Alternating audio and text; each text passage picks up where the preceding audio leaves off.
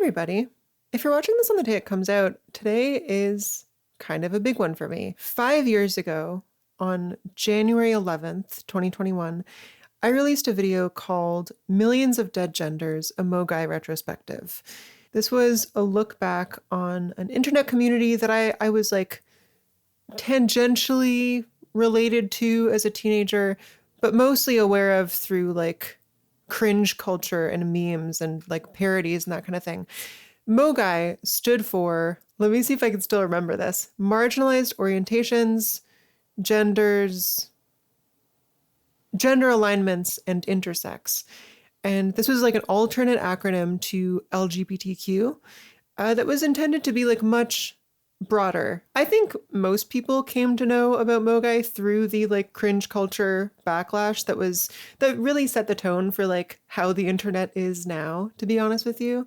Everyone's just a lol cow, even if they're like 12. And I felt at the time like the tone of conversation about this community of mostly teenagers who were just trying to figure their stuff out was incredibly like callous and cruel. But I also had some issues with how the MOGAI scene was thinking about gender and sexuality and just like how the world functions, how to be happy in it. I haven't watched this video back in a long time. This was my first major serious video essay. I had been working as a cook. I ran like a kitchen at a cafe. And before that, I worked for a different YouTuber who I'm sure none of you have ever heard of as a video producer, making a ton of videos every week that were just awful.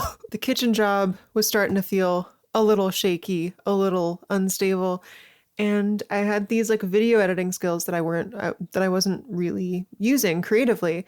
So I decided, let's make this video as a way to attract YouTuber editing clients.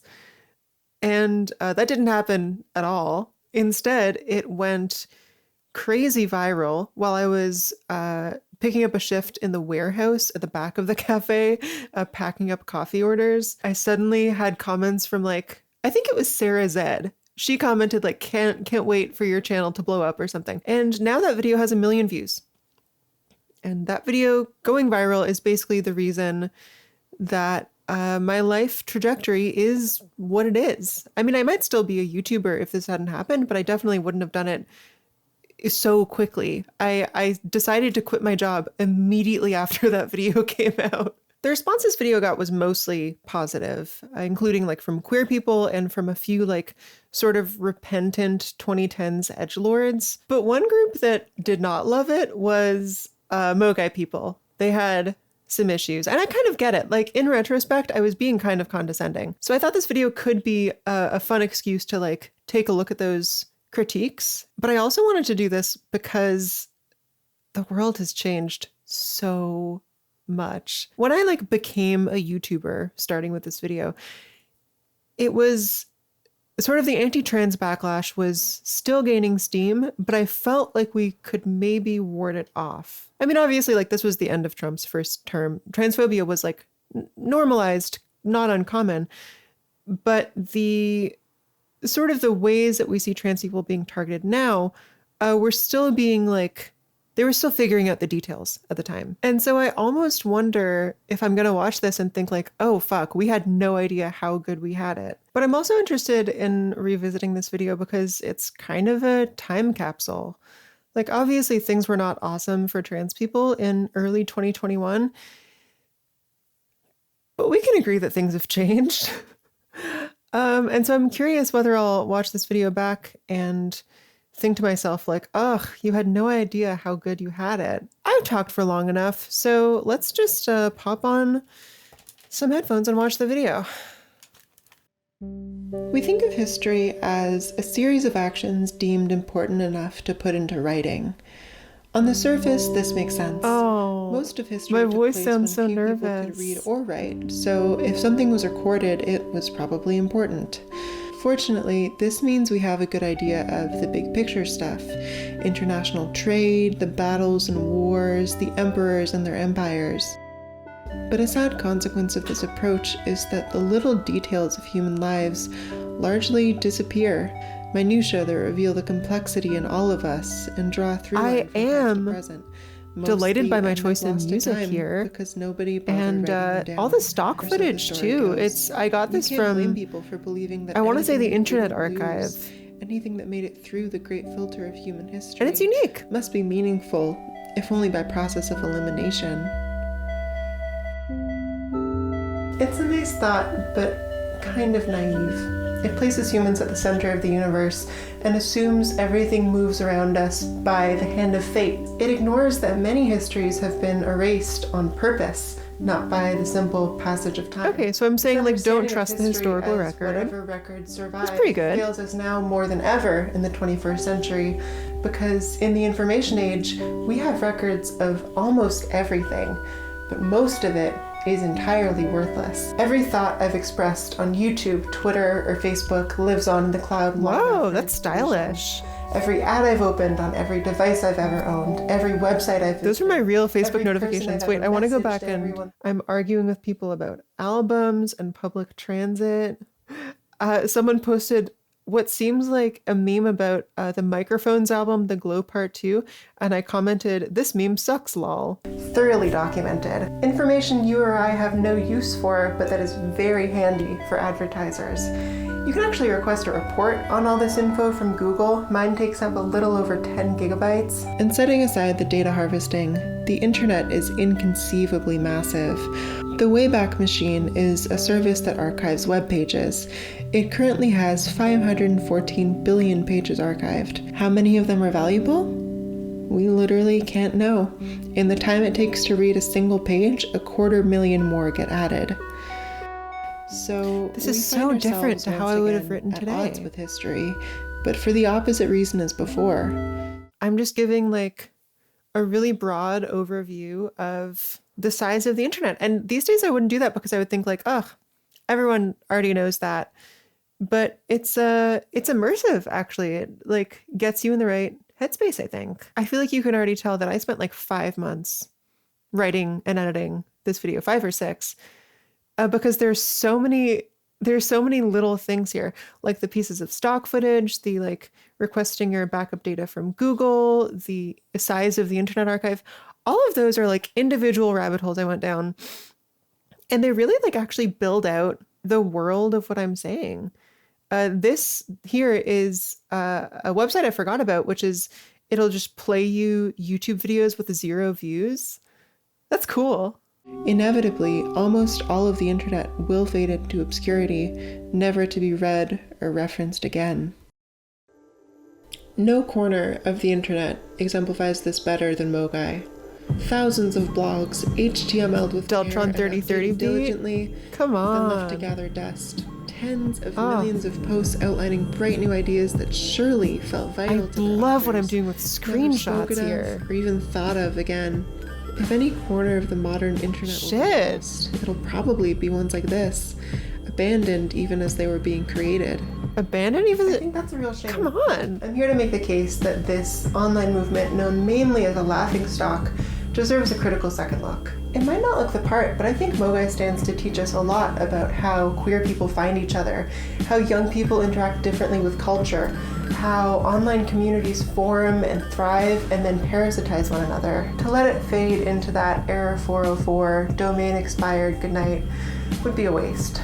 So let's talk about MOGAI. The MF Doom beat. See, I don't do this stuff anymore because I'm too scared of getting copyright blocked. MOGAI is a social movement that originated on Tumblr around 2013 or so. Its name stands for Marginalized Orientations, Gender Alignments, and Intersex. If you think that sounds like the same thing as LGBT+, you're not wrong. The MOGAI scene emerged as a response to a perceived problem that, try as we might, the LGBT community can never be perfectly inclusive because there's only so many letters you can fit in the acronym. The idea is that having only lesbian, gay, bisexual, and transgender in the name implicitly devalues anyone included in the plus, non-binary, pansexual, and so on. And I can see like the substance of that argument, you know, like obviously, look, I'm the first letter. I'm very lucky in that regard. But also, like, the people who feel included by those 4 letters, especially if you include the Q, like, do comprise the vast majority of the community.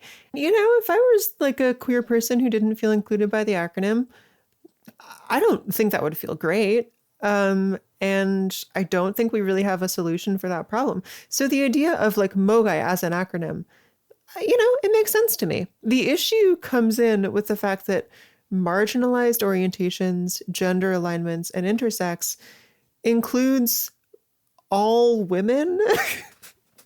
Like it is unfortunately just too vague. But since adding a new letter for every single identity becomes untenable very quickly. I felt so guilty about this graphic. I thought it was so good looking, but then I was also like, this is like a joke that a conservative would make. LGBTQQIP2SAA. Da, da, da, da. Although now I'm looking at some of these and I'm like, ooh, there's one that starts with X. There's one that starts with K. Who are these people? Let's keep moving. Marginalized orientations, gender alignments, and intersex intentionally casts a very wide net without centering any one group. Right from the start, the movement was very heavily focused on language. And while they took it a lot further than most, it's not actually exceptional that a queer community would form around shared language. Let's take a look back and here's something that I think might have been a little intellectually dishonest. I say that right from the start, the movement was focused on language. And I don't know if there was a movement, I'll be honest. Like, I think what I'm basically doing here is looking at a bunch of sort of broad trends in thinking and speech and calling it a movement when like it wasn't something nearly so organized, you know? I'm saying that it's focused on language because I'm identifying things as MOGAI if they are focused on language. And like I'm not including other stuff that could be relevant to the same people. I've had a few people over the years like comment or reach out saying, hey, like I ran in these circles, but I didn't really consider us a movement. I didn't know to think of us that way. And that's kind of maybe just something I decided as like a framing device for the video. And I only realized this after putting out the video. The people who I was talking about didn't necessarily feel a strong affinity for each other. This like flags thing was kind of the thing that they shared in common. And it's not like, you know, for instance, I would say that there is a lesbian community or, you know, several of them. And talking about it in generalizations feels more fair because we have like cultural institutions and like social norms that people like debate and think about. And MOGAI, I'm just sort of drawing a circle around a bunch of behaviors. And I don't think there's anything wrong with that. I just wish I had realized that's what I was doing. The lighting in this video is rough. let's take a look back in time, learn how things were before the cursed internet came into play. Historically, love to be like internet bad. I still do that. Girl, you're on there all the time. Better than the existing language. Often, a label is adopted when a group of people recognize what they have in common and aim to organize around it. The word bisexual is a great modern example. Up until the 1970s, what we now know as the LGBT community was mainly called the gay and lesbian community, because language and activism around gay men and lesbians was the most developed. That doesn't mean there weren't bisexuals or trans people in the gay community.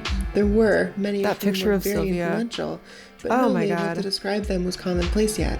But while bisexuals and gays share lots of common ground, being bisexual also comes with unique experiences and challenges.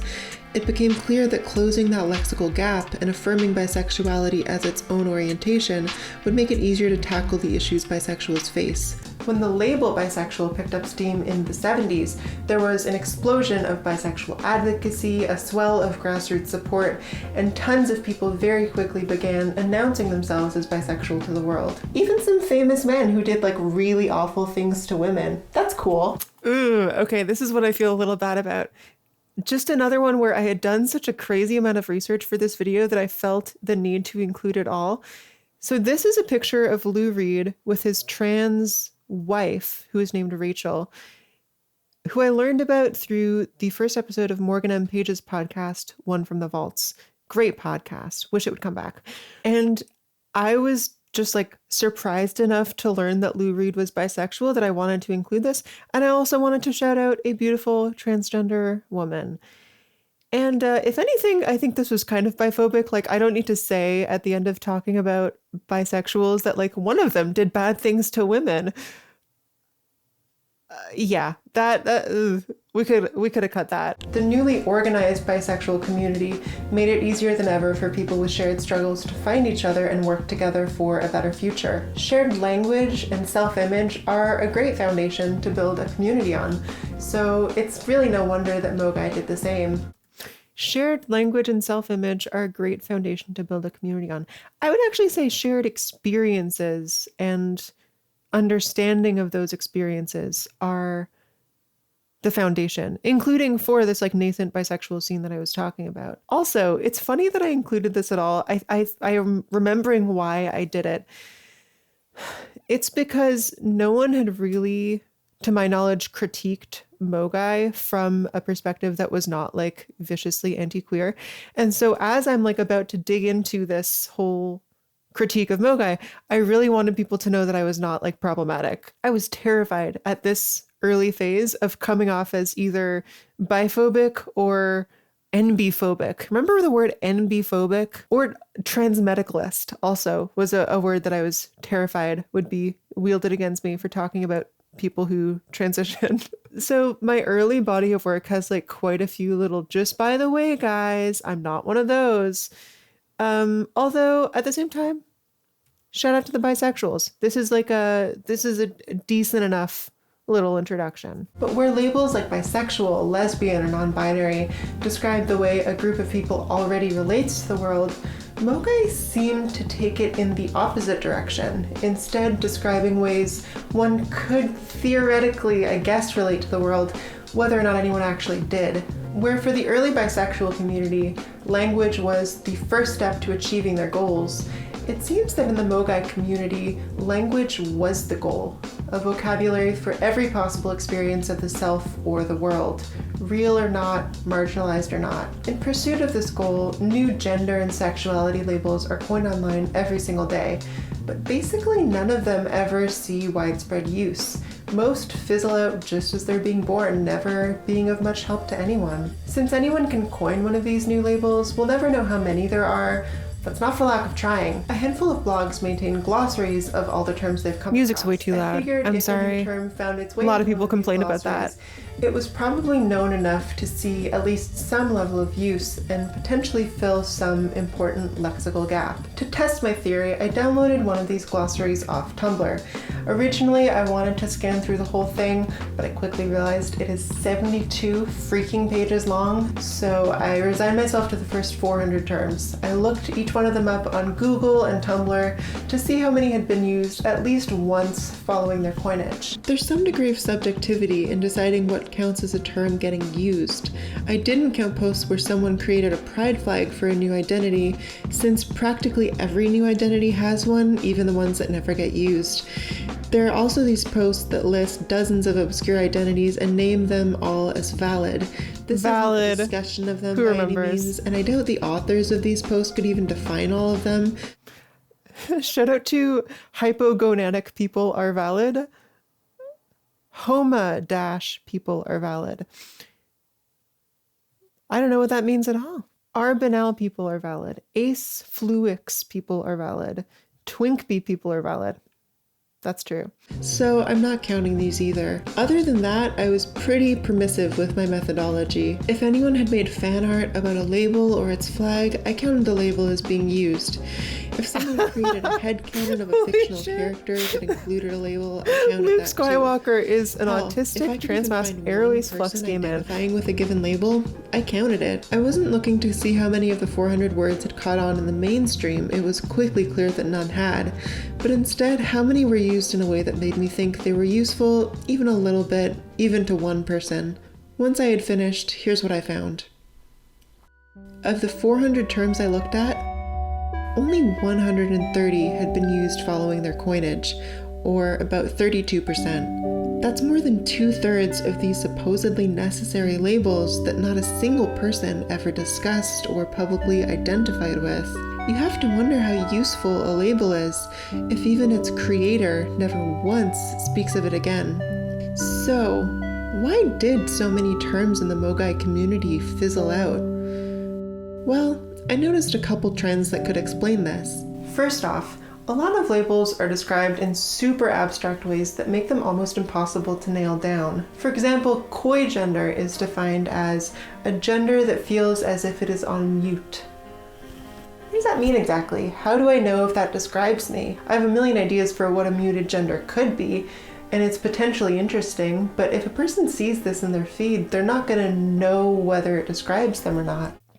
I don't know if I agree with that, actually. I mean, muted gender is a certain vibe. It's like, yeah, I can't pin it down, but I also can't pin down what woman means. So I think really my issue these days with these terms, and maybe I'll get into this, but just like the fact that like these are speculative genders, right? They are genders mostly that could exist. They're not being coined by people who really feel that this is like their truest self. So there's no like social role associated with them. A gender is like a thing that exists in society, and there's not just two of them, but they are like they emerge out of like social relationships. It has to do with how people see you, the kind of things you do in your life, how people perceive that. It seems to me like a gender like, what was it called? Coy gender, when your gender feels as if it is on mute. It like, I would say it doesn't exist, but not because the definition is vague, but just because like the social conditions for it to exist do not exist. It's like speculative gender theory. Ooh, I wish I'd come up with that 5 years ago. I also noticed that over the years, multiple labels have been coined to describe the exact same thing. Since a new MOGAI label very rarely picks up steam, nobody learns it and it dies out. Then somewhere down the line, someone is looking to describe the same feeling and they coin a new term since they don't know the existing one. That one dies out too, rinse, wash, repeat. It's unfortunate because it means that potentially useful ideas, the ones described independently by tons of different people, become fragmented beyond repair. When someone goes searching for a label to describe themselves, they sometimes find 3 or 4 words that mean the exact same thing, which is just confusing and kills any chance of a coherent community coming together. And even more confusing, I found MOGAI labels that mean the same thing as words we already had. The word comgender is described as something that possesses a gender, so the opposite of agender. But we already had a word for that. It's gendered. It's not a new word. Comgender, to experience a gender, the opposite of agender. That's great. And I know what my point is going to be about this, but now I'm just like, okay, I identify basically straightforwardly as a woman. I could add words on top of that. I wonder how many words I could add to like the top of that list without contradicting just like woman. I really dig the amount of these words that are like simply not modifiers. You can remove it and lose no information. You know, if I say that I'm a woman, gender is like embedded in that. The logic of this was the same logic as like having a word like cis in opposition of trans. The idea was that if you just have trans and then no other one, it's sort of as if it's like trans and normal, right? Implying that the other one is not its own experience, but just like the thing that everyone else, the path that everyone else strays from. And I think having the word cis is useful. I think having the word comgender is not useful because there isn't any oppression based on how much gender you have. Like if you are agender, you're punished by society because you're not a man or a woman, not because you lack, like your gender meter is on empty. Does that make sense? And to my eye, the terms Malloy, word gender, and min gender all just mean male or male aligned with no asterisk. Perfect synonyms for well-established language. Why they thought it necessary to do this, your guess is as good as mine. It's normal for online communities to be decentralized. I dig the little bit of sass that I'm giving. Disorganized. The whole community was built on validating every member's thoughts and feelings equally. So they wound up with no common goals, no standards. I think this is Beach House in the background. Basically, anything is valid. It's gorgeous. It's not on the surface that really tonally appropriate, but it's beautiful. Welcoming. But I wonder if that kind of environment can't come with a certain risk. To reiterate the usefulness of labels, they serve as assertions of your identity. When I call myself a lesbian, I'm saying I don't have to date men to have value. When I call myself a trans woman, I'm saying it's possible for me to be a woman despite having been assigned male at birth. And as we know, MOGAI has words for practically every conceivable experience of gender or sexuality. Is it possible then that labeling everything also tacitly validates everything? I'm not saying we should tell people their genders are stupid and fake. What I am saying is that growing up queer or trans entails a lot of confusion, repression, denial. Digging through all that to unearth your true feelings is a journey that often takes years. I know mine did. That's interesting that I said that my journey to figure out my gender took years, because how I think of it now is that it was like all within sort of a month. But I was much closer to it at this point. I wish I could like talk to my younger self. My memory of it is that I was like dating a non-binary person, and then I was like, oh yeah, me too. And then I transitioned like 3 months later. I'm a little sad that I can't ask myself more about that. It's kind of what I was saying at the start. Like, these little things just get lost to history because no one bothered writing them down. And that's like my memories I'm talking about. That's my own like gender experience memories. I kind of MOGAI'd myself. It's only natural that when you're beginning to question your gender or your sexuality for the first time, what you're feeling often isn't quite right because you're missing information. You've just started learning about yourself. I think giving a name to a feeling someone has at the very beginning of that journey is risky. Let's take, for example, this Tumblr post dated to October 2017. I am AFAB, and I definitely feel like my gender is female, but I don't think I'm cis. I feel dysphoria like I'm supposed to have an AMAB body, yet I want to present as a female. What is this? Chills. Can I tell you why? I was sitting here trying to figure out whose voice is that, because I didn't have like YouTuber friends at this point. And then I realized it's my freaking wife. That's Vic. We are married now. They sound so young. It's crazy. Like their voices really changed. Oh, wow. This is such a cool time capsule. Here we see an anonymous user express what I think is pretty clear gender dysphoria, cloaked beneath a couple layers of confusion. And when you're just starting to figure yourself out, it's normal for your feelings to contradict like this. And this post could be a jumping off point for tons of good questions to help this person figure themselves out. What about my current body is bothering me? Or what appeals to me about having a male body? But the blogger doesn't encourage Anon to ask these questions or any other questions for that matter. Instead, they tell Anon that it's problematic to desire an AMAB body and then offer 14 different gender labels as alternatives. Most of these gender labels are vague and basically describe an experience really of gender that's confusing or contradictory. And I'm just wondering, who does this help? Nobody. What the fuck? Okay, so this person is saying, I want an AMAB body. And the response they are getting from the like queer positivity account is, please don't say AMAB. Okay, now I'm reading through this list. This list of 14 genders that they could identify as. And it's kind of killing me. Scoliogender, a gender which is almost recognizable, but is just slightly off. So like, I would say that then you are probably just not that gender, or you are like partially that gender, maybe. If something feels slightly off, I think it's useful to like elaborate for yourself the substance of that offness. Like, I feel like a woman, but I also feel sort of disconnected from other women sometimes, and like I don't belong in their company. And I think actually what that is a mix of like shame and sort of my own spaciness. And that doesn't mean that I'm not a woman, right? One thing that this way of like coining terms really misses is that there is diversity within labels. And I don't like the idea that you would, for instance, like stop identifying with a label because it is just slightly off, and then lose access to the like community and the way of thinking of yourself that the label afforded you. What I always come back to about these like MOGAI labels is that they're like thought terminating, right? Here's another one.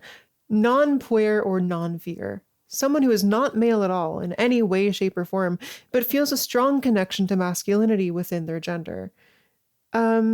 So I think like that's real. There are people who feel masculine who are not male at all. I think of butches. When am I not thinking of butches? But I could also see it as a trans guy repression. Trans guys, I love you. I hope you know this. Among people who are sort of struggling to come to terms with their like trans masculinity, there like a lot of that can come from just like a reflexive dislike of men and shame about the idea that like you could be one. Like, no, I hate men.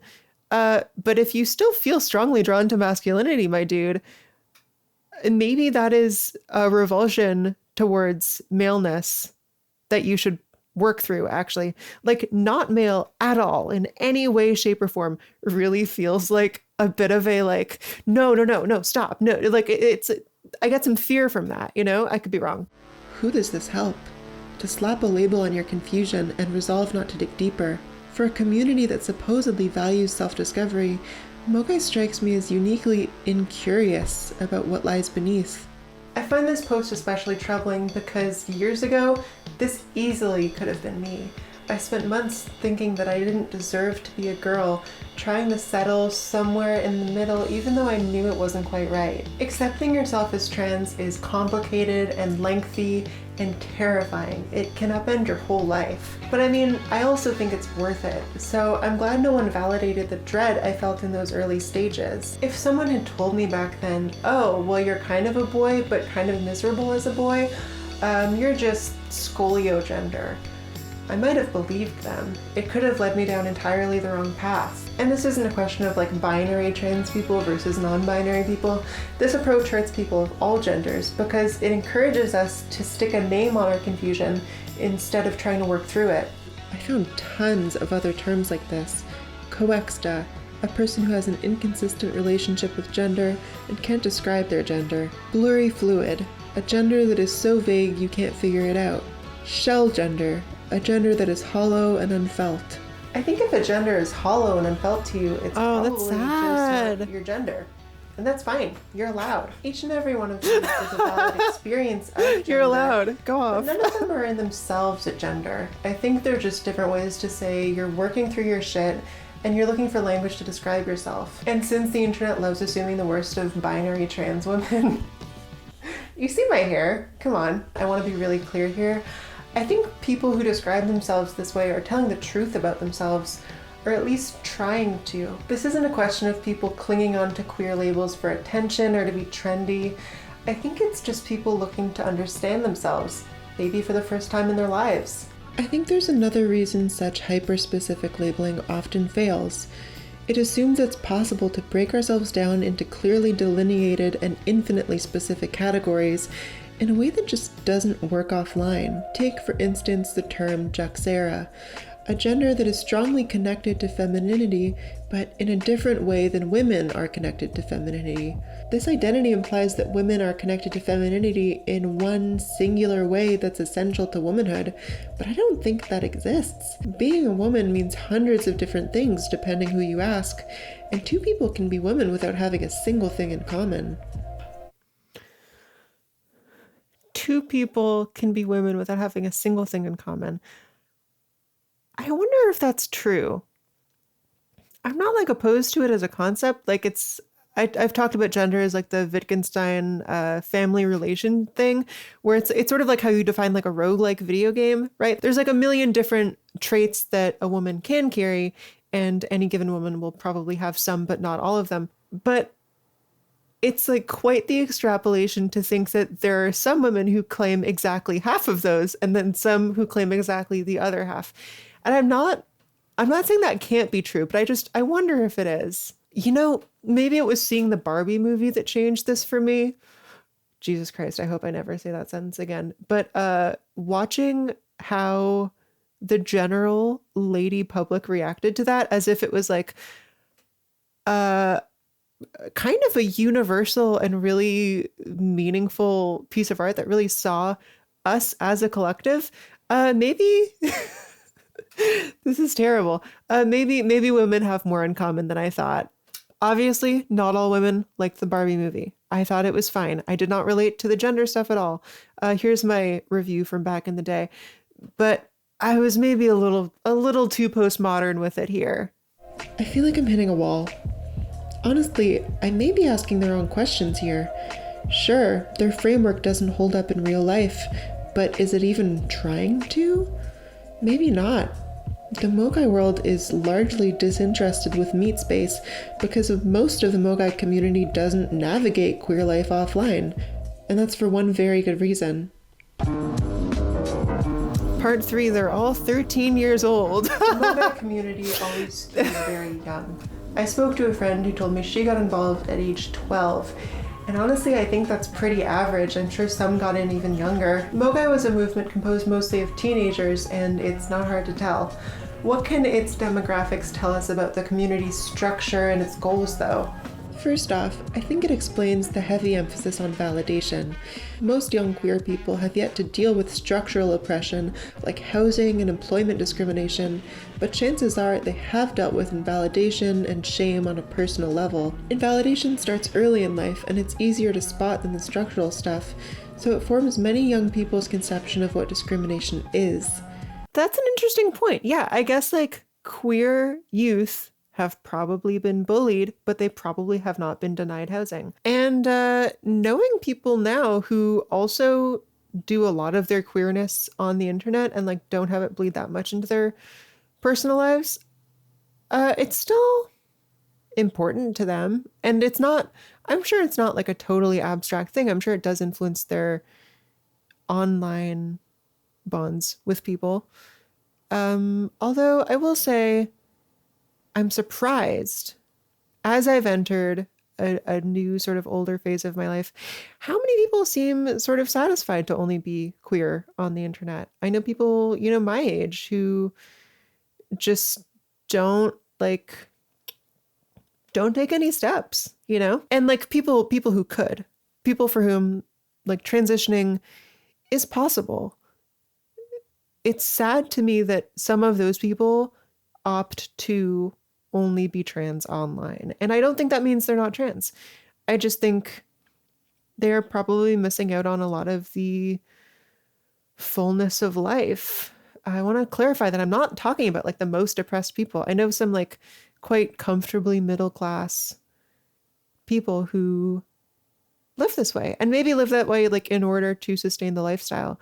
I guess I just personally like transition was like such an urgent need for me, as was like having gay hookups, that not doing anything about it was like not in the cards. And I'm happy about that. I think the point that I'm building to in this section is like, okay, yes, they're doing all their stuff online, but they'll get over it because I did.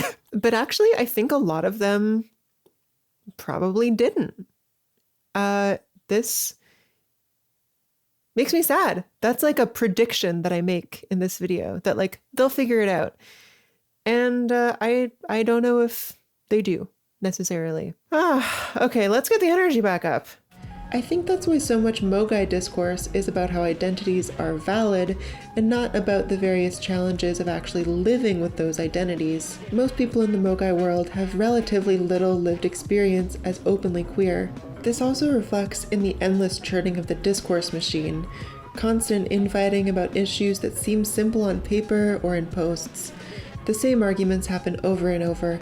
Are asexuals part of the community? Who gets to call themselves a lesbian? No progress is ever made, no consensus ever reached. Spending time in offline communities, especially among people who came out years or decades before you realize these issues are much more nuanced than you thought. Wow, that or you realize they don't matter at all. With lived experience... Oh no, there's an editing mistake in there. I just like kept these blurry screenshots on the screen. I'm resigning. Humiliating. With lived experience comes the lesson that life is frequently complicated and tough to pin down. But for many young people, pinning yourself down is a necessary first step just to get a handle on your feelings. It's unsurprising then that the MOGAI world widely understands gender and sexuality as innate and essential to a person's being as opposed to social or performative. It's interesting that I just take for granted that you need to start with language. I think that's telling of like the scene that I came up in, which was very adjacent to MOGAI. I was queer on the internet in 2013. I think what maybe changed how I was thinking about this was the Andrea Long-Chu piece on liking women, which kind of makes the case that gender should be more about what you want than what you are. It's about like, what do you want to do? You know? And it's telling that these words don't imply action. I don't think figuring yourself out in the abstract is a thing that makes that much sense, actually. Like, I realized I was a woman by like experimenting with my gender in practice, experimenting with names, ways of presenting, makeup. I forgot to finish this thought, so I'll do it now. Since gender is understood as innate, any questioning of someone's gender label is seen as an attack on their very selves. I think that's why it's so gauche to criticize MOGAI labels, even the ones that don't make much sense. Of course you're not going to think gender is performative if you haven't had the chance to perform your own gender yet. I mean, I had to accept that I was a woman well before I started doing womanhood every day. That moment of contradiction is a necessary first step. And we need spaces like this for figuring out your gender abstractly before you go forth and embody it. I think it's inevitable that spaces like these will be a little immaterial sometimes. Yeah, I'm not sure if I agree with that. You actually can, and people historically have gone out and done womanhood without identifying as much of anything. That's where like the blurriness between trans women and drag queens comes in like the 1970s. It was about doing the thing, and the gender emerges as a result of that, as a result of how people treat you and how you treat people like you. You don't need to accept that you're a woman in the abstract. And how actually can you do that if you haven't had a little taste, you know? Do we need spaces like this to figure out your gender abstractly, or do we need spaces that people can just like hang out and be themselves and see what feels good? And I don't actually think you can figure out your gender before embodying it. I think that's why so many people come out as one gender and then kind of complicate it down the line, as I have done several times. Maybe this is a good place to mention. In like September of 2021, I said as a whole mic drop, people's genders are complicated moment, that I privately identified as genderqueer for years. And maybe that was true at the time, but it's not these days. I only mention this in order to correct any internet articles about me, because I've been called genderqueer before and been like, oh wait, yeah, I guess I did say that. Okay, moving on. Hopefully I've established that the MOGAI movement was led by confused young people looking to understand themselves in a way that felt easily conceivable and safe, if extremely online. They focused less on material gains or legibility to a non-queer public, and more on creating a validating community for themselves. The question that arises then is, why was everyone so angry at them? So today we're gonna be taking to Tumblr. Oh, this fucker. Oh, man. That's a face I have not seen in a while. I'm sure all of us will never fucking identify as, because we're not crazy people. Never heard of MOGAI. You're in for a fucking treat. So today we are No. trans TikTok. Oh, this is fight or flight. That second guy, I forget his name, but he flipped. He flipped hard. And he's like, last I heard from him around the time this video came out, he was doing a podcast with someone he had previously like publicly harassed as part of the anti-MOGAI backlash. Storm Ryan, there's his name. I wonder how he's doing these days. Yeah, I think he commented something really thoughtful on the video. I just downloaded TikTok. There's a lot of cringe on this app, specifically LGBT trans cringe. Like, it's on a whole other level. We should acknowledge the elephant in the room here. MOGAI-inspired cringe content is and always has been bigger than the MOGAI movement itself. In fact, without cringe content coming to the forefront this decade, I think MOGAI would have lived and died in obscurity. But instead, thanks to a new generation of YouTube grifters, it is now socially acceptable to point and laugh whenever a young person is proudly queer online, which is really just great. The shit is everywhere. Oh my God. Okay. Funny little memory about that line, which is just great. This shit is everywhere. Me being like sarcastic and frustrated about anti-queer cringe content. Someone wrote a call out post for me on Tumblr taking that line completely seriously. It was something like, really, Lily? You think it's great? Well, I think it's bad. Let's see if we can find that. What are we going to put? Lily, Alexandre, MOGAI. See what comes up.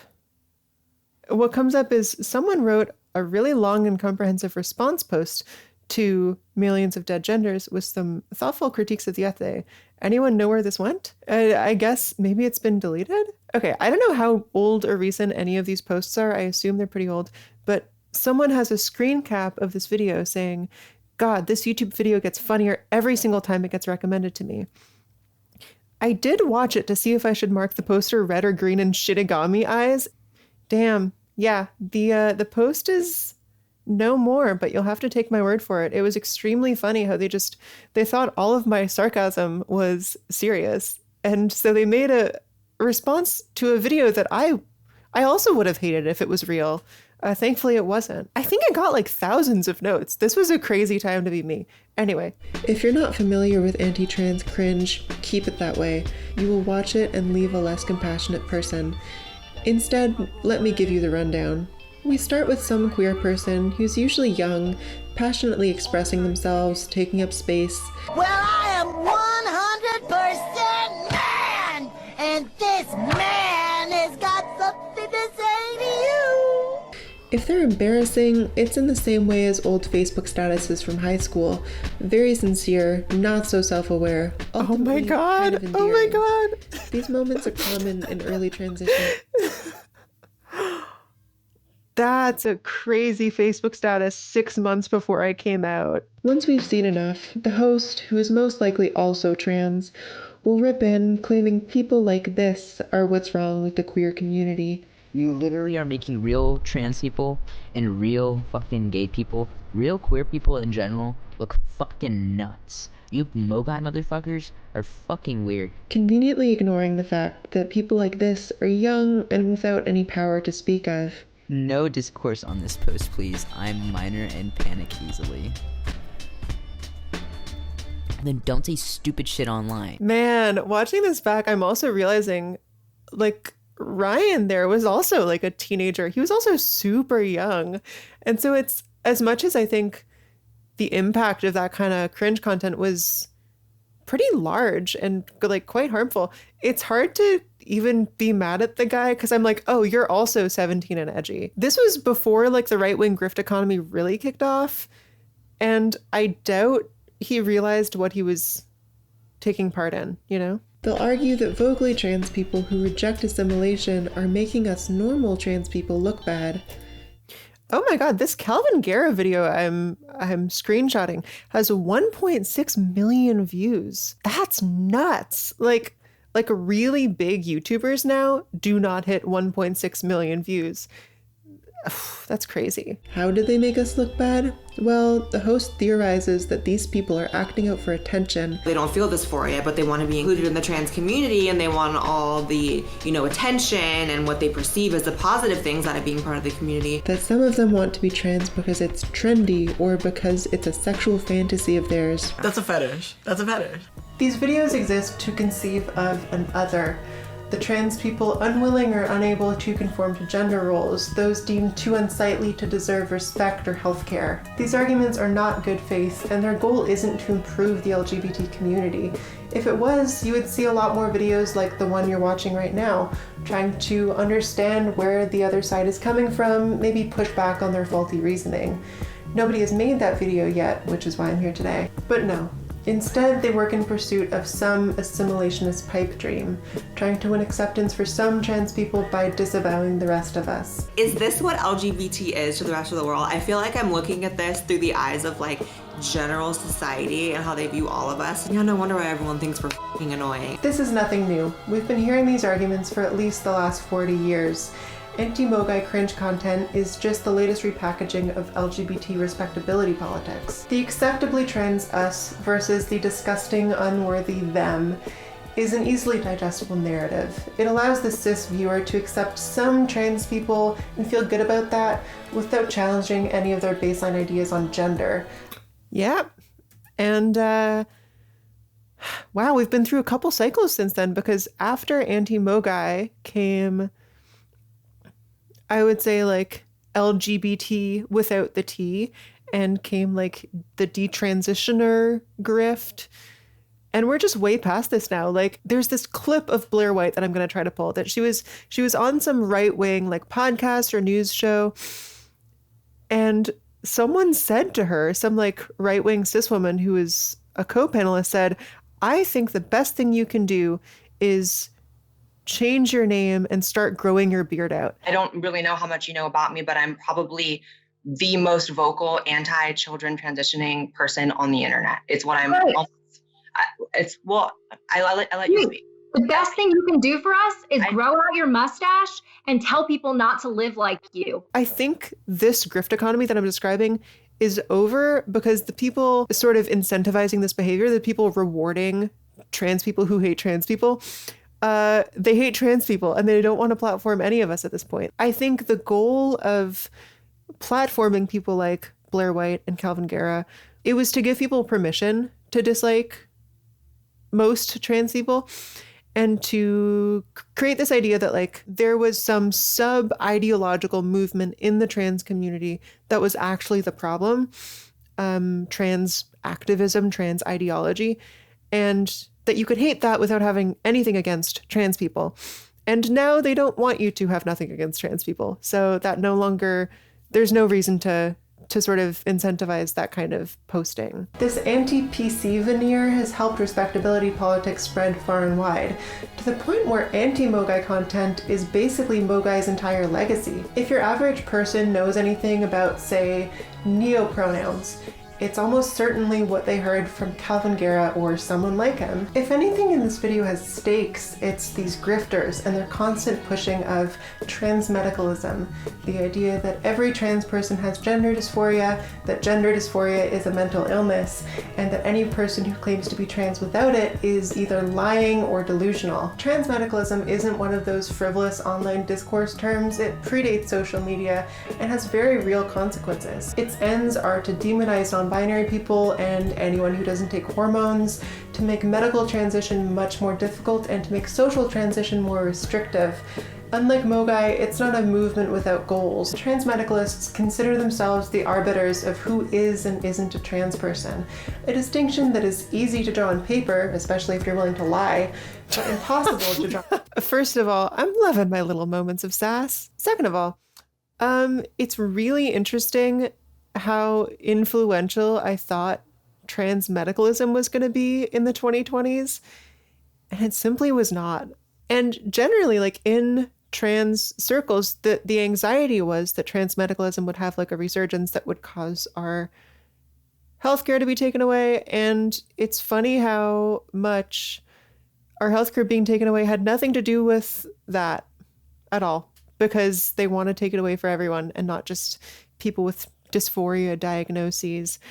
Also, I've definitely changed my tune on like, you don't need dysphoria to be trans, because I think people who don't think they have gender dysphoria but are trans, probably they do actually have it, you know? Like, that's not to say that everyone wants the same kind of body or anything, but like, if you are trans, that means you'd be happier being perceived or thought of or living a certain way. And I think part of how you even know that is like pain and discomfort. And I don't necessarily buy that anyone doesn't have dysphoria. That's not to say that I'm so back in 2021 right now, like worried I'm going to come off as like a transmedicalist. It's not that I think a person without dysphoria isn't trans.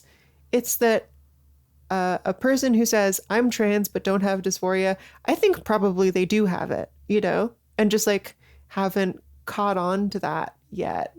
I know that was me for a time. So when anti-MOGAI types are confronted with the messy reality of gender, who does and doesn't count as a trans person can change at a moment's notice. Therefore, calling them just anti-MOGAI feels incomplete. Sure, that's their jumping off point and that's what gets them a lot of attention, but what they really oppose is unashamed expressions of queerness. They will come down hard on any trans person they can depict as too brash or too open-minded or too legibly trans. Whether their target experiences gender dysphoria or seeks medical transition is actually entirely irrelevant. When I asked people to call me she, I made sure I didn't have facial hair. I made sure I shaved my face. I personally, in my heart of hearts, can't look at that and be like, that's a woman. My next guest knows that all too well. Though they weren't a part of the MOGAI scene on Tumblr, in fact, they asked me what exactly it was, they've become the poster child for everything that is supposedly wrong. Oh, baby Milo. Oh my God. Oh my God. Okay, I don't know how old you guys are or how online you were like 10 years ago, but Milo Stewart's face was everywhere. And to me, that's oomphy, you know? Like we've just been in mutuals for a million years and they're like a total sweetheart. And it's so crazy seeing them this young. YouTubers have targeted them for years with bad faith arguments about their gender expression and their ideas about not treating trans identity as a problem to be fixed. Because they have so much firsthand experience here, I thought they could offer a helpful perspective on how this trend began and where we can go from here. Hello. Thanks for having me. Yeah, thank you for doing this. Would you mind introducing yourself and a little bit about what you do? Yeah, oh my gosh, my name is Milo Stewart. I use they, them pronouns. I don't know. I'm a YouTuber, TM. I'm expecting most of my audience will recognize you already, be it through the overlap in our audiences or just you being a fairly visible trans person on the internet. That's one way to put it. That's one way to put it. We were so young, man. It is crazy how much they had to endure. Can I ask you about how that came to be, how you kind of became such a visible, like, representative of the trans community this past decade? Yeah, I really don't like saying representative because I think people who like find me online sometimes have like a visceral reaction to like thinking of me as their representative when like they don't think that I match up with their experiences. I've just kind of always been this like queer person online, but didn't really have a lot of viewership until I was in a video with Ash Hardell. Ash Hardell, shout out. I know that they watched the channel. That was a YouTube channel that was huge for me as a little baby queer. I learned the word genderqueer from them. I learned about, well, I just like got to see a bunch of queer people who I wouldn't have otherwise met, like speaking and talking about themselves. And that was, so exciting. So cool. They are, by the way, doing a D&D podcast these days. It's called Long Rest. It's like an actual play show with a bunch of their friends. Awesome. Check it out. Hell yeah. When I was 15, when I was kind of, you know, also like in the point of my life where I was on Tumblr and I was a teenager, like coming into like political views. So I thought that just like having opinions was like the most radical thing. So then I got well known for a couple of videos in 2016, one in which I poorly described implicit biases and called all white people racist. And I think that's like how most people came to see me. Originally, my videos were just responded to by, I don't know, like some teenage boy with like, you know, the same amount of subscribers as me being like feminist bad. I was like a nobody on YouTube before that happened. Yeah. And it just happened that like one person responded to me and then it just went on that like that got recommended like farther and farther to the right. Videos that are like very transphobic. There's like still videos that are public on YouTube that are like telling me to kill myself. Oh, you're fucking And I'm like, we went from like I don't know, like a PG-13 kind of offensive, but like whatever video to like that. Why do you think people have taken you specifically as a representative of the whole community? Why do you think they use you as their person, you know? Yeah, I mean, I wish it was easier to understand that perspective, because I really don't think that it's like a super logical thing. The people who are our representation, I think still have like a lot of pressure on them because there's so few of us. But I think it's like very strange, the difference between celebrities or actors who are like going out there specifically because, you know, they're seeking a very public career. And that was like very different from my experience as being a teenager who was making videos that would get viewed by, you know, a couple thousand, people. I get comments that are like, if you're a public figure who's trans, and like you have to represent the community and you have a responsibility to like put out a good image. That feels like, kind of silly because you didn't ask to become a public figure. That kind of just happened, if I'm not mistaken. Yeah, and it's kind of like circular that like that upset, like people being mad at the fact that I am creating this representation is kind of what has given me representation or like given me a platform. I noticed that a lot of the people vocally, let's say, disavowing certain facets of the trans community, like people who are maybe gender nonconforming or non-binary, I noticed a lot of those people are themselves trans. And there's this attempt to like distance themselves from the rest of the community. What do you think they hope to gain from that? I think there's a pretty big distinction between the needs of trans people who are wanting to medically transition and the needs of people who, not that they don't want to medically transition, but that isn't as much of a goal for them. It's kind of, you know, a historical pattern in the trans community that trans people who are wanting to medically transition have given in a lot to cis narratives of trans people in order to access transition, that then like we haven't ever very vocally created narratives for ourselves. There's a lot to that point, and I don't know if I agree with it. I mean, you know what this is? I think it's the historical record problem again, because the things that are the most written about in terms of like historical medical transition are the people doing it the legit way, like people going to clinics, finding sympathetic doctors.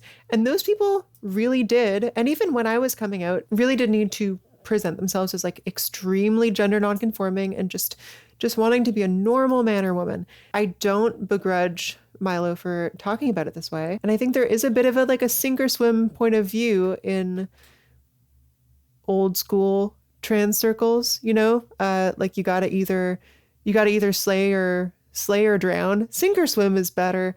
But the truth is, like, most people who were transitioning at that time were doing it pretty covertly. This is something I only learned when I was researching last year's DIY hormones video.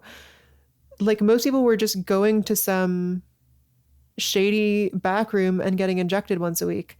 And those people, I don't know if there was that same like political angle of we're just like you and we'll, you know, step on whoever to prove it.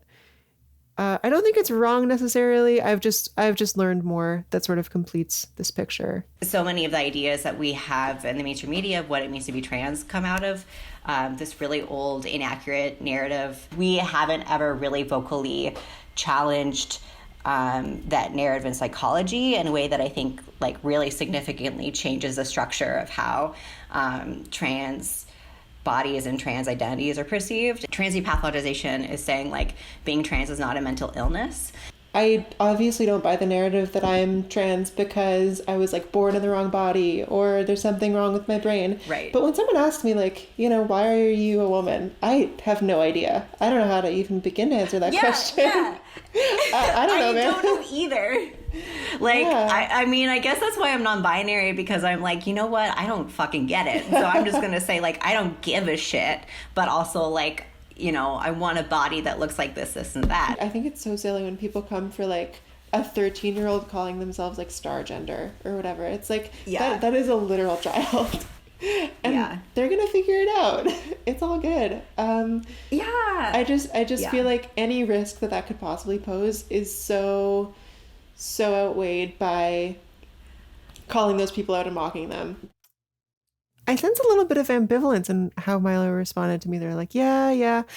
I wonder if they felt that I was being kind of dismissive of these people too. Because watching this back, I don't necessarily disagree with my thing about like they're young and they're going to figure it out, but it is kind of condescending towards young people, right?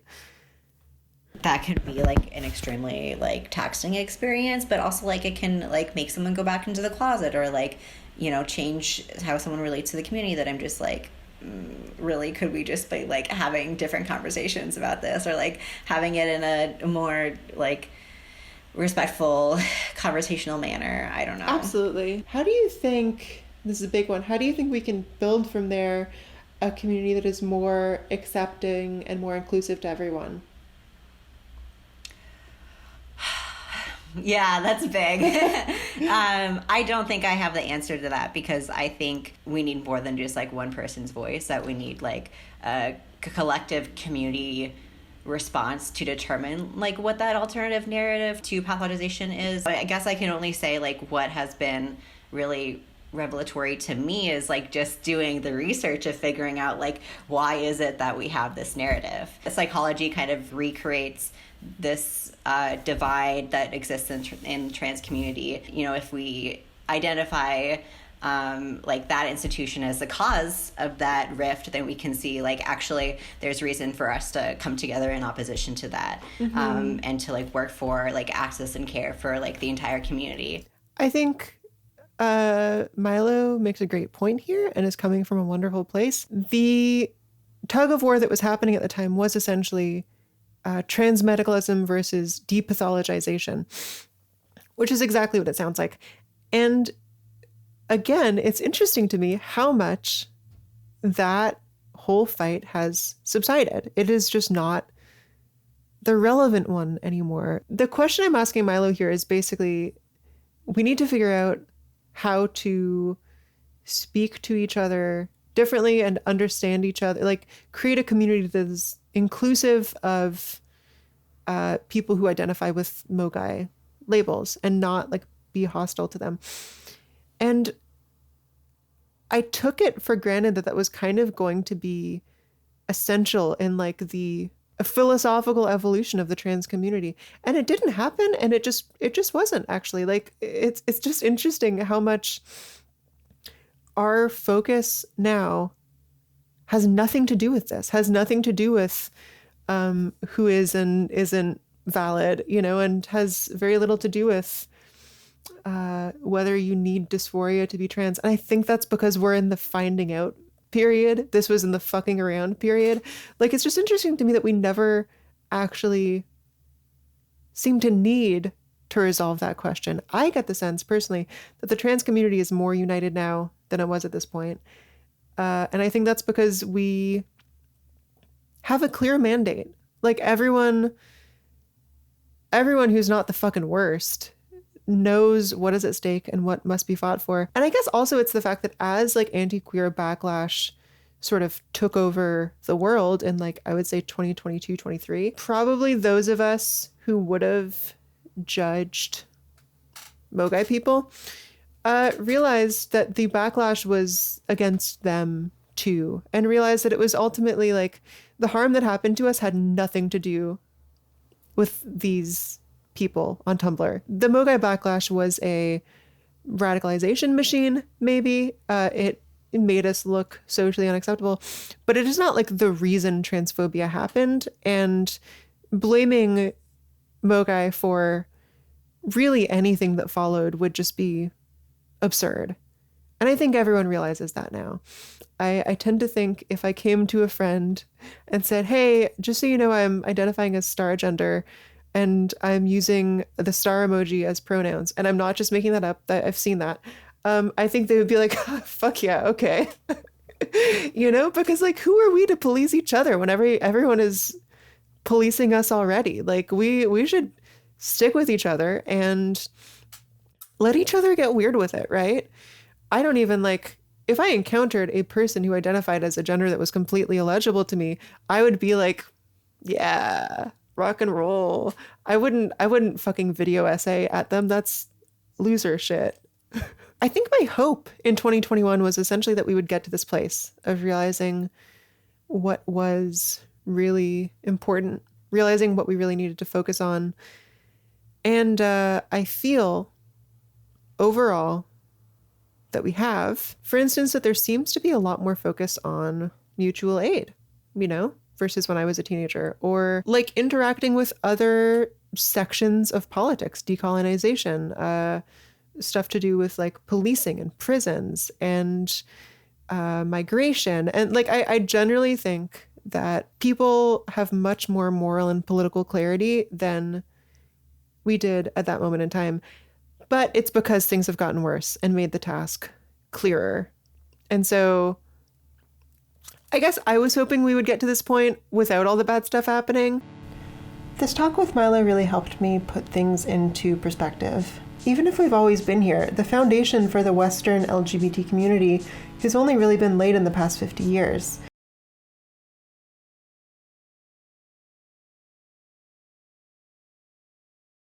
And the trans community especially is still forming. Openly trans people skew young, which has made the shape of trans space itself kind of adolescent. But thankfully this means all of us get a say in what it will grow into. We have a long way to go, and I don't think any of our current methods are really equipped for the fight ahead. Not the MOGAI approach, and certainly not the assimilationist one. We'll need perspectives from all walks of life, not just young people with internet access. For what it's worth, my take is that we should look to the queer people before us and take notes from their struggle, instead of trying to invent a whole new approach from scratch. Maybe MOGAI's single biggest mistake. I mean, generations of queer people have fought tooth and nail to be considered on their own terms, to be documented, to be remembered. Do we think we don't have to do the same thing? Are we really that arrogant? History doesn't just fall into place. It's not just an honest documentation of everything that happened. It has to be written, and we should be involved in that process. If we want a hand in writing our own history, it'll take a lot more than these insular communities uninterested in practical change. The new generation of openly LGBT people is the largest the world has ever seen, and we have a lot of power we can harness. Personally, I'd like to see that power go into food programs, housing programs, clinics, event spaces. I mean, really, the possibilities are endless. These resources already exist in many cities, but more participation would definitely help. I think it would help us move past the nebulous goal of validation and onto some more practical solutions. Yeah, maybe I had this down. This is crazy. I feel like the call for betterment and like rolling up your sleeves and getting serious is one that the community followed, you know? Like, I'm truly very proud of where trans people stand politically and the actions we take. And just like, I think we're a very knowledgeable bunch on that front. I'm surprised to say that my like hope was realized. That's kind of crazy. Like, I really thought this video was going to be me coming from a much more sort of sheltered place and not realizing the work ahead. But there I said it. Yeah. Food programs, shelters, event spaces. I mean, so true, you know? So shout out to the world for catching up. No, I'm kidding. It's that I learned that stuff from people who were not 20, and the people I was yelling at are also not 20 anymore. But I'm really proud that trans people coming out, you know, where I live now, they're coming out when I did, or younger, like high school. It's not a total mystery where to go. You probably already know other trans people. And if you don't, like, they're pretty solid, reliable ways to find them and get all the, you know, the benefits of community. And I'm really thrilled about that. I think that's awesome. And I think it is like a result of work that people in my age bracket and older were doing when all this was happening, all the MOGAI stuff. Like, now the people who are drawn to MOGAI, I think a lot of them would find in-person spaces, and we had to build those for young people for it to happen. I'm not here to knock the internet, right? Without it, I don't know where I would be. So many of us would be confused and isolated from our people.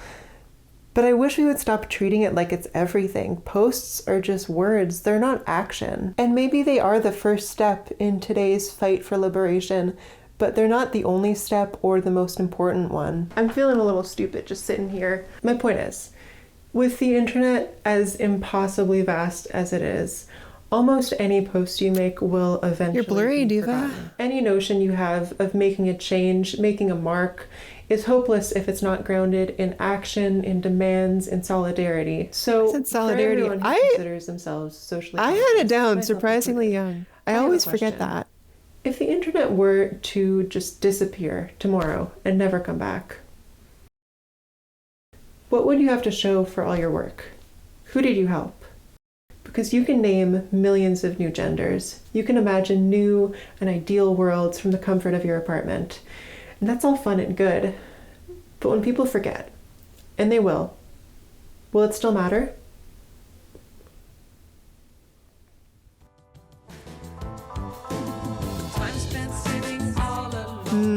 Oh yeah, then the MGMT needle drop. Shout out. Huh. When people forget, and they will it matter? I think the ultimate answer to that is that it probably didn't. You know? I think this was not the direction. But I think I knew that at the time. I think I knew that it was not going to grow into some mass movement because it wasn't trying to. And a movement like this nowadays would be, even if it was just like an internet cultural thing, you know, like trans music scenes are still so much more politically oriented and interested in like survival. And I think that is great. And I'm very proud for all the progress that we've made, which is really not what I was expecting to be saying here. Like all the call to action stuff. I'm like, yeah, check, you know. The conditions continue to deteriorate, but we knew that. Last thing that I'll say is a clarification that I really should have included in the video originally, because I knew this was a problem and I didn't really want to deal with it. I called it a MOGAI Retrospective, and I talk about this movement as if it was like solely situated in the past in 2021, but that just wasn't true. Like there were still people posting this stuff, and it might have even been on like a slight upswing. This is probably the biggest criticism I've gotten over the years from people within the MOGAI scene. And I guess I want to say, first of all, yeah, my bad. That wouldn't have felt good. I get it. Second of all, the reason I did it is because I was looking back on it in the sense that when I found out about MOGAI, there was a window in which I thought it was going to be transformative, and that didn't happen. And the reason I called it a retrospective is because I felt like its window had closed for making a difference. I'm sure that doesn't feel great to any MOGAI hangers on, but it's at least a little bit more honest and maybe a little bit less condescending than saying like, no, you guys are over. You got over it. You moved on. You turned 18. I'm sure a lot of people still feel the ways that they described with MOGAI language. And I'm sure some amount of people still identify with terms that were coined in the scene. And that is fine. And I don't think it was hugely influential either way. And I can't even call that a failure because I think this was gender as a playground. People were trying to have fun and understand themselves, and like saying that they failed to do the thing I think they should have done assumes that they were trying to do that stuff, which they just weren't. So, you know, if you at any point have been involved in MOGAI circles, if you identified with these labels, if you had friends who did, if you were like even tangentially connected to this stuff on Tumblr or wherever else people congregated, I think it moved to Instagram. Let's get a conversation going in the comments. This is not engagement bait. I genuinely wish I knew after 2021 what kind of a turn did things take, if any. Do you have a sense of how this video was received in your community? If you were like a former MOGAI person, what did you think of the video when it came out, if you saw it? And this is all very open-ended because I just generally like want to hear from people, hear, you know, their reflections on this half a decade later. half a decade later. Oh shit. Oh shit. It's 2026. That means I've been trans for 10 years. Crazy. I'm going to go think about that for a while.